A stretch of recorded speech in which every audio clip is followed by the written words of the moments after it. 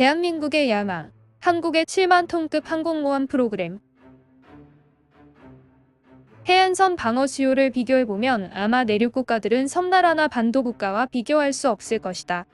또한 아시아에서 재력이 풍부한 나라로 말하자면 아마 한국과 일본보다 나은 나라는 없을 것이다.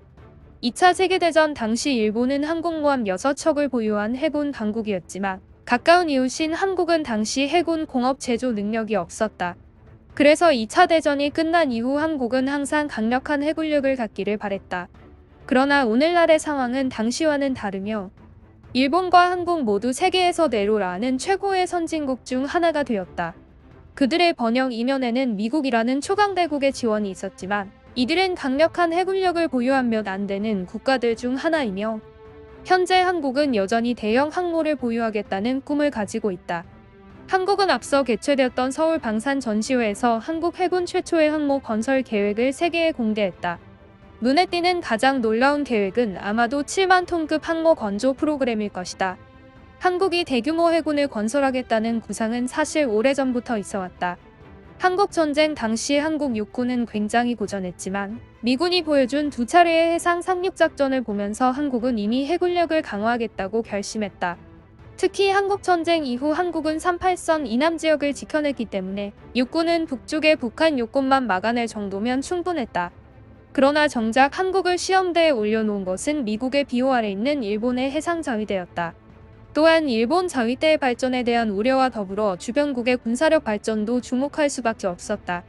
예를 들면 미국이 한국에 사드를 배치했다는 사실은 한국과 미국이 중국의 발전을 염려하고 있음을 드러낸 것이다. 하지만 해군력에 관해서는 해군을 개발할 돈이 없는 북한과 여유자금이 부족한 중국보다는 일본의 해상자위대가 한국의 가장 큰 위협으로 간주되고 있음은 분명하다. 게다가 항상 해군을 향한 야심이 강했던 러시아는 미국의 가장 큰 라이벌로서 미국의 동생격인 한국의 해군이 러시아 해군과 비교 대상이 될 수 있다면 미국 형님의 체면이 서는 것이 당연하다. 다만 해군을 발전시키려면 가장 먼저 직면해야 할 문제는 국력이다. 오늘날 해군은 조선시대 명량해전 때 배에 공수를 태우던 것처럼 원시적이지 않으며 제2차 세계대전 당시처럼 한포화 수중어를 상륙작전 따위에만 의존하지 않기 때문이다. 따라서 현대 해군의 건설은 군사력 전반의 힘을 키워야 가능하다. 간단히 말해서 현대적인 대규모 해군을 구성하기 위해 풀어야 할 문제는 다음과 같다. 첫째, 해상 상륙작전, 즉 육군 장비의 탑재 및 수송 능력을 갖춰야 한다.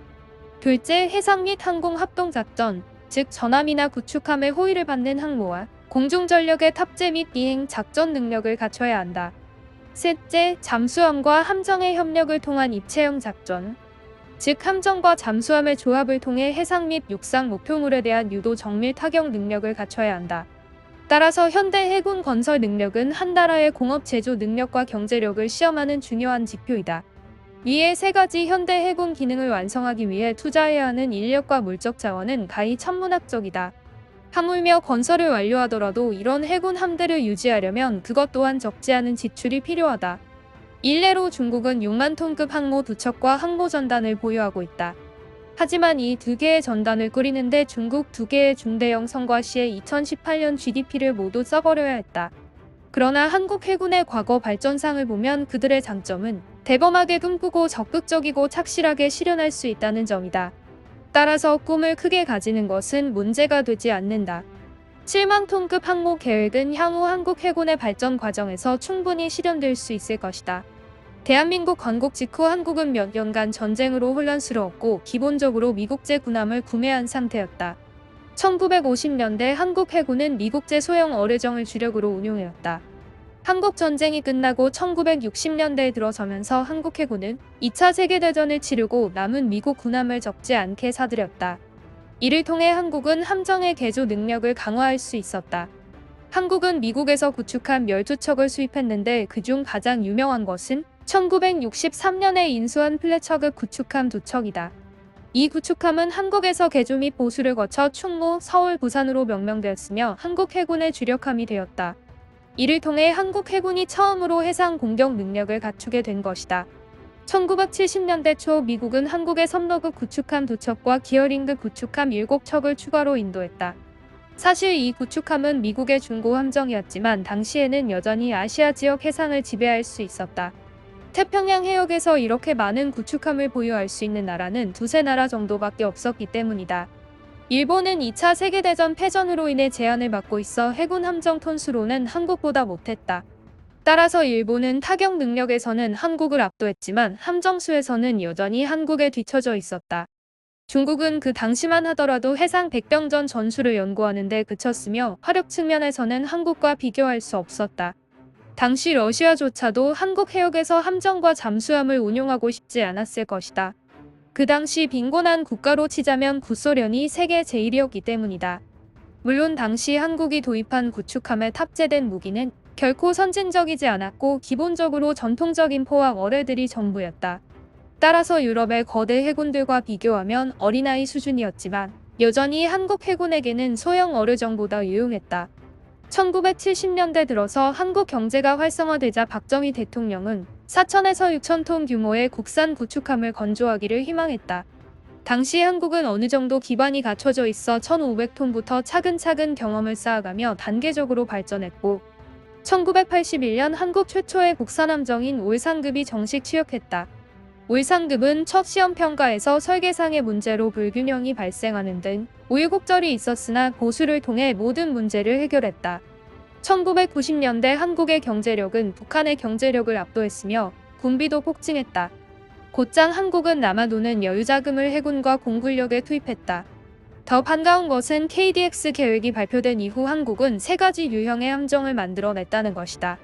이는 한국의 해군 함정 제조 능력을 더욱 향상시켰다. KDX-1은 3,800톤의 중형 구축함으로 대잠 능력과 함대함 공격 능력을 강화하는 것이 핵심이었다. KDX-2는 5,000톤급의 미사일 구축함으로 미사일 수직 발사 능력을 구현했으며 방공 기능을 갖췄다. KDX-3는 1만 톤급 대형 방공함으로 당시 최첨단 방공 미사일과 갖출 수 있는 모든 방공 장비가 갖춰졌다. KDX-3는 2000년 후반에 이르러서야 배치되기 시작했다. 이러한 노력을 통해 한국 해군이 따라잡고자 하는 목표는 미국의 지원을 받는 일본 해상자위대이다. 한중일의 해군 함정 성능을 비교해보면 일본의 아타고급과 중국의 공호이디형 구축함은 성능 면에서 한국의 KDX-3보다 열등하다. 항모계획은 사람들이 생각하는 것만큼 간단하지 않지만 이처럼 해군력 강화에 공을 들인 한국이 어떻게 뒤처질 수 있겠는가. 특히 1994년 일본의 오스미급 강습 상륙함 출범은 한국 해군을 크게 자극했다. 한국은 1만 톤급 군함 건조 경험은 부족하지만 중국이 모방 도입 자주 건조하는 것을 지켜보고 한국도 항모 프로젝트를 시작했다. 1995년 한국 기업이 러시아 항모 민스크와 노보로시스크 두 척을 구매했고 이를 해체하는 과정에서 많은 연구가 진전되었다. 그러나 유감스럽게도 1997년 아시아 금융위기가 발생하여 미국이 한국의 재정적 경제적 힘을 손에 넣게 되었고 경제위기로 유례없는 충격을 받은 한국은 민스크를 우리 측의 헐값에 매각할 수밖에 없었다. 그러나 사람이 얼마나 많은 결단력과 용기를 가지고 있으며 땅이 얼마나 많은 곡물을 생산할 수 있는가. 한국은 좌절하지 않았고 항모라는 꿈을 포기하지 않았다. 오히려 한국은 해군 건설 초기 차근차근 쌓아 올리던 정신을 계승했다. 한국은 대형 수송함 두 척을 건조하는 LPX 사업을 통해 독도함과 마라도함을 건조하며 항모 건조 정신에 활력을 불어넣었다. 한국 해군이 항공모함과 대형 함정을 건조하려는 노력을 보면 한국의 야망은 참으로 거대하다고 말해야 할 것이다. 한국은 7만 톤급 대형 항모를 계획하고 있지만 현재 단계에서보다 현실적인 4만 톤급을 건조하는 계획도 있다. 또한 한국이 독자적인 항공모함 모델을 개발할 수 있는지, 한국의 경제력이 항모 전단을 감당할 수 있는지 여부도 중요한 이슈이다. 그러나 한국은 그동안 해왔던 것처럼 열심히 노력해서 멀지 않은 미래에 충분히 실현할 수 있을 것이다. 따라서 우리는 다음과 같이 말할 수밖에 없다. 대한민국의 야망, 계속 열심히 노력하라.